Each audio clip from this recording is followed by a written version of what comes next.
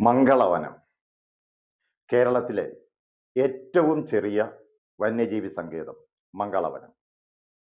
മംഗളവനം വന്യജീവി സങ്കേതമായി പ്രഖ്യാപിച്ച വർഷം 2004. സ്ഥിതി ചെയ്യുന്ന ജില്ല എറണാകുളം.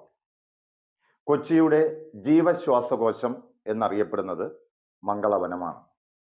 കണ്ടൽ വനത്തിൽ സ്ഥിതി ചെയ്യുന്ന കേരളത്തിലെ ഏക വന്യജീവി സങ്കേതം മംഗളവനം.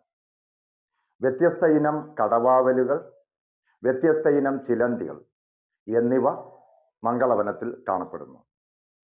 കേരളത്തിലാകെ 18 വന്യജീവി സങ്കേതങ്ങളാണുള്ളത്. ഇതിൽ ആദ്യം രൂപീകരിച്ചത് പെരിയാർ വന്യജീവി സങ്കേതം വർഷം 1950. അവസാനമായി രൂപീകരിച്ച വന്യജീവി സങ്കേതം കരിമ്പുഴ 2019 പ്രഖ്യാപിച്ചു. 2020 നിലവിൽ വന്നു. ഏറ്റവും വലിയ വന്യജീവി സങ്കേതം പെരിയാർ. വടക്കേ അറ്റത്തെ വന്യജീവി സങ്കേതം ആറളം വന്യജീവി സങ്കേതം. തെക്കേ അറ്റത്തെ വന്യജീവി സങ്കേതം നെയ്യാർ വന്യജീവി സങ്കേതം. ഡീറ്റെയിൽഡ് ഫ്രീ ക്ലാസുകൾ നമ്മുടെ ചാനലിൽ ലഭ്യമാണ്. Thank you.